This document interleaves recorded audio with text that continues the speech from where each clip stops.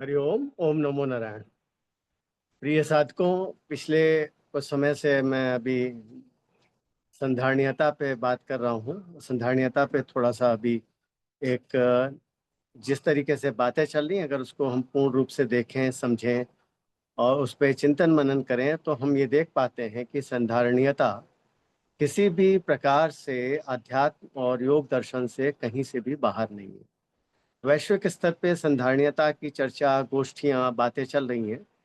यदि इसके साथ साथ इसको योग दर्शन और अध्यात्म से जोड़ करके इसको प्रारंभ किया जाए तो एक अभूतपूर्व क्रांतिकारी परिवर्तन आएगा।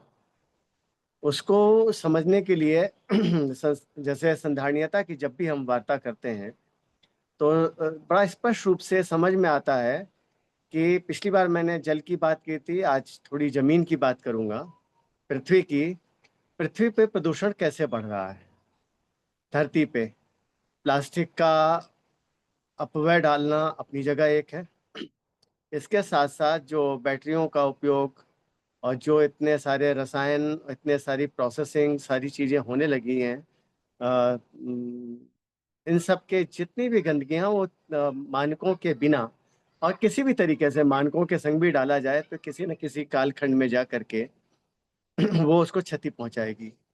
दूसरा, यदि हम इसको और गंभीरता से देखें, सस्टेनेबिलिटी को, जहाँ पे भी माइनिंग, खदान खोदी जा रही हो, जिस तरीके से खोदी जा रही है, बहुत से लोगों को ये चीज़ें पचेंगी नहीं और ये चीज़ समझ से बाहर निकलेगी कि ये जो खदानें खोदी जाती हैं, सारी चीज़ की जाती है, वो पूरे के पूरे पानी की जो बेसिक कैपिलरीज हैं, जो पानी के, बरसात के पानी को अंदर ले जाती थी, वो टूट जाती हैं। तो जहाँ जहाँ पे भी माइनिंग हो रही है, सामान्यतः आप देखेंगे कि वहाँ वहाँ बाढ़ का प्रकोप बढ़ता जा रहा है और उसके कारण अगल बगल के शहरों में और धीरे धीरे इसका प्रभाव नदियों पे और जगह दिखने लगा। तो इसका प्रभाव एक जगह से दूसरी जगह बहुत लंबा तक दिखता है, जो पहले इतना नहीं दिखता था।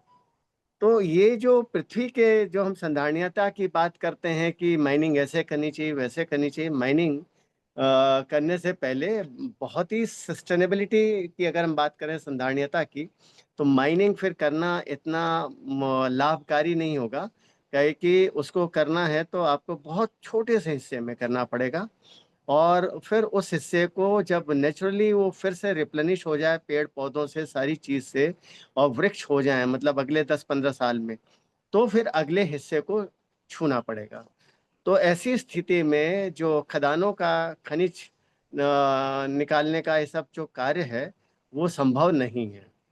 उसको करने के लिए आप या तो उस पर अपनी निर्भरता छोड़ें। तो जब हम सस्टेनेबिलिटी की बात करते हैं तो मैंने एक छोटा सा बिंदु अभी जमीन पे छुआ। दूसरा, आपके टॉयलेट में उन सब चीज़ों पे जो प्रोसेसिंग करके जो पूरा जो मल मूत्र निकल रहा है, जितना केमिकल, हार्पिक, सनी फ्रेश और पता नहीं क्या क्या चीज़ें डल रही हैं, जा रही हैं, उसको करते हुए वो सारी चीज़ें जो जा रही हैं, कहाँ जा रही हैं? ज़मीन में। बैटरियों का एसिड, ये सब चीज़ें, इतने मशीन, इतने उपकरण, सारी चीज़ें, और ये सब अंत में क्या कर रहे हैं? इसका प्रभाव वातावरण पे कैसे आ रहा है उसको मैं अगले उसमें चर्चा करूंगा। इस पे एक कबीरदास जी का दोहा है, बड़ा अलग सा है, लेकिन इसको कैसे जुड़ता है उसे देखिए। मैंने ये दोहा कल भी पिछले उसमें भी पढ़ा था, आज भी पढ़ूंगा। तिनका कभू न नीदिए, पांव तले जो होए, कभू उण आंखन परे, पीर घनेरी होए। ये जो छोटी छोटी चीजें हैं, इसको हम अपने पैर के नीचे रख करके, मतलब ये सब चीजें करके बड़े उसमें आते हैं, अरे मैं ये नहीं कर दिया, मैंने आज ये कर दिया, मैं ये कर सकता हूँ, मैं वो कर सकता हूँ। कुछ नहीं कर सकते। जिस दिन प्रकृति अपना करवट बदलेगी, आप अपनी आंखों तक को नहीं बचा पाएंगे। और अध्यात्म भी यही कहता है कि समय रहते आप अपने अंदर की तरफ आइए, अंदर की ऊर्जाओं को समझिए, अंदर की शक्ति को समझिए। ऐसा ना हो कि आप बाहर की शक्ति में इतना उलझ जाएं, इतना वो हो जाएं कि अंदर आने का अवसर न मिले और अंततः आप समाप्त हो जाएं। तो सोचना किसको है? आपको है।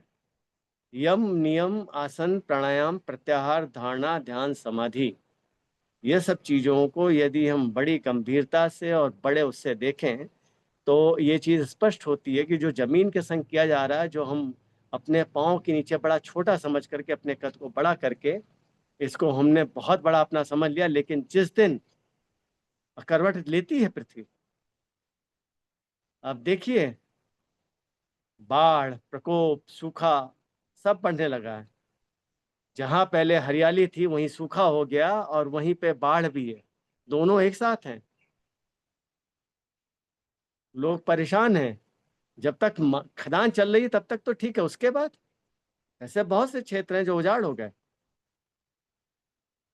लोगों को समझ में नहीं आता कैसे हो रहा है। आप ये बताइए कि पानी अंदर जाने के मार्ग को आपने तोड़ दिया कई फीट खोद करके, कैपिलरीज काट दी, सब कुछ काट दिया, सब कुछ खदान पे खदान, सारी चीज निकाल ली। वो सारी चीजें जब आपने कर लिया खोद करके, जो प्राकृतिक मार्ग बने हुए थे पानी के, और सब पेड़ पौधे गहरे जिनकी जड़ें थी, सब खोद खोद करके निकाल दिया, तो पानी कहाँ से जाएगा? बाढ़ का ही रूप लेगा ना, प्रकोप आएगा ना। तो तिनका कबहू न नीदिए पांव तले जो होए, कबहू उण आखन परे पीर घनेरी होए। तो इसको विपरीत दिशा से फिर से एक बार करिए, मैंने पढ़ा था लेकिन।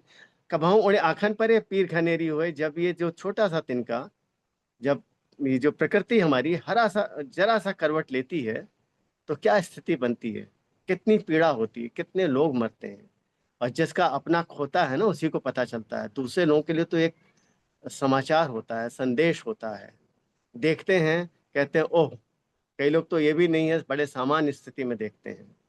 सोचिए उस परिवार पे क्या बीतती होगी, कभी कल्पना की है? कबहू उन्हें आंखन परे पीर घनेरी हो, कितनी पीड़ा होती होगी। तो क्या बोला है आध्यात्मिक दृष्टि से और योग दर्शन की दृष्टि से? देखिए, तिनका कबहू न नी दिए पांव तले जो हो। कोई भी चीज जो आपके पांव के नीचे है, मतलब जिससे आप अपने को बहुत ऊंचा समझ रहे हैं, उसको कभी भी निंदा मत करिए, उसे छोटा मत समझिए, उसको बुरा मत कहिए। जो आपके नीचे है, और यही अध्यात्म कहता है, यही योग दर्शन कहता है। इसको यदि पाना है तो क्या करना है साथियों? आज ही से आप संकल्प लें, संकल्पित हो कि प्रतिदिन प्रातः उठ करके प्राणायाम से ध्यान की यात्रा में लगना है, रहना है, और अपने सभी साथियों को, जानने वालों को इस मार्ग पे ले जाना है।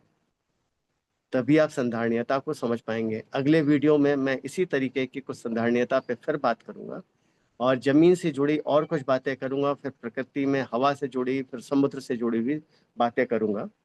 पानी का अभी मैंने नदियों से लेकर के एक छोटा सा उदाहरण दिया था, जमीन की बात की है। तब तक के लिए हरिओम, ओम नमो नारायण।